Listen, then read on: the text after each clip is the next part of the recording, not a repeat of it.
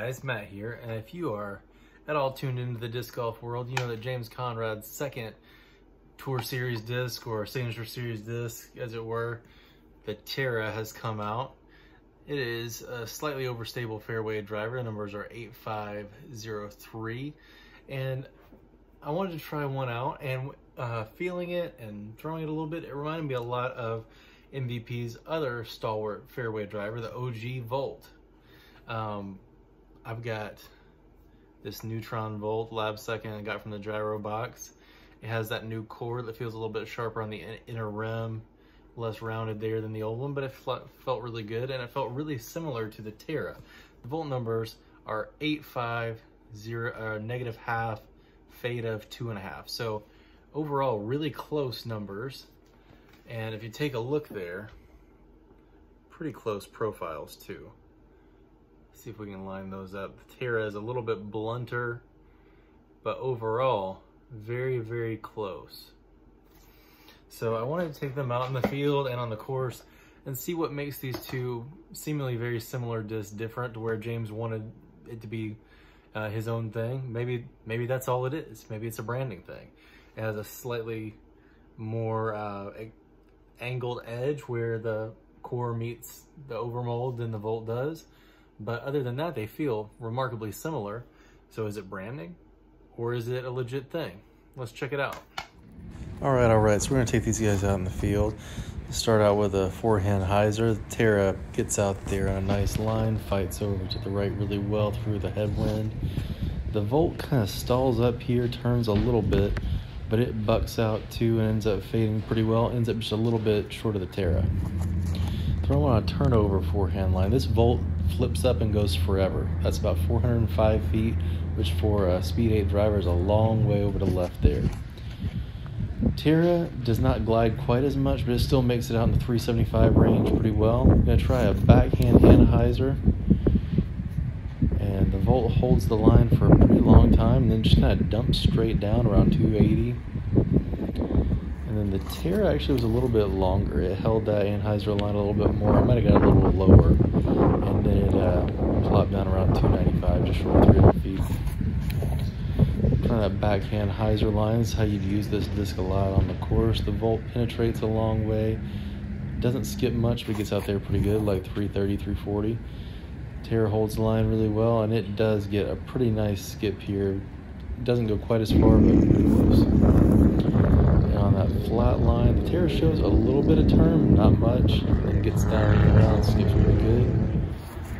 And the Volt just kind of penetrates straight for a long time. It even skips kind of straight. They both ended up on that flat low shot around 335. Now heading over to Etowah, we're going to start on the cave hole, and I threw this one a little bit too low, but it still ends up in the bowl there where I had a makeable putt. Tried the same shot with the Terra, and it just bucks out hard. It's got way more fade than the Volt does at that speed. Number 10, trying to go on that outside gap. Hit a late tree, but plop down in circle 2 with the Volt. And then I get on this outside line early with the Terra. It disappears, but it does end up on circle's edge right. 12, go that big hyzer line around the telephone pole with the Volt. It ends up in the circle, but short. And the Terra, I felt a little more comfortable giving it all that power that I knew it was going to come back. Ends up with a pretty good putt right at the edge of the hill. Trying a forehand here on 14, and this Volt just keeps on flipping, but as you can see, it comes out late there and gets a putt in the circle on the left side. Very similar line with the Terra, and it doesn't come back quite as much late, but it does end up inside the circle to the left.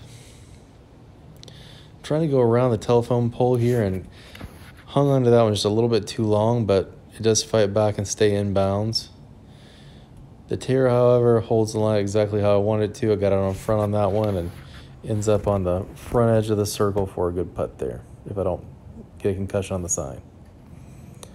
With the Volt, trying to get under these trees, and it's actually a pretty good shot, but it ends up hitting a tree and just short of the circle. The Terra hit that line perfectly. It skips right up there, and it is just about parked. On 17, I'm trying to make sure I don't go too long, so I'm hugging that narrow line pretty nicely. Whack that rock, but it ends up inside the circle nonetheless. And with the Terra, I did not get enough hyzer on it. It needed to be a little bit wider than that one was.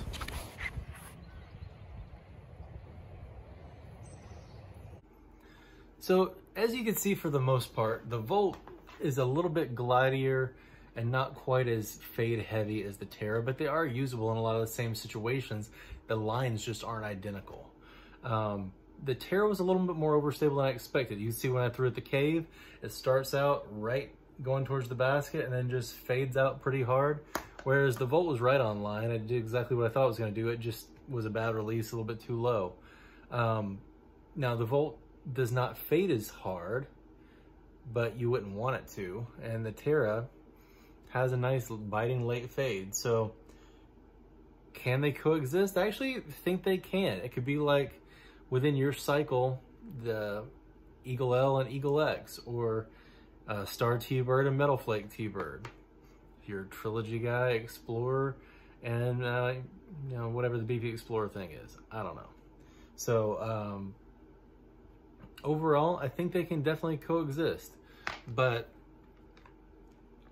they are not so different that I don't think you could. I think you could beat up a Terra to fly like a Volt, and there are Volts like the Cosmic Neutron that fly kind of like a Terra. So if you don't want to bag Volt both, you don't really have to, but if you want to, I don't think there's a problem with that, especially with as many plastics as the Volt comes out in. You're gonna find a couple that fly pretty different than the Terra.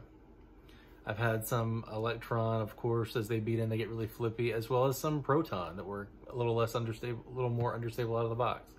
Whereas this Terra so far is pretty dependable and beefy, even after it took that big old gouge on the rock on number 4 at Etowah. So overall, I liked both. They're pretty solid, and you guys give them a shot. Nice disc overall. Thank you guys for watching. Have a great day.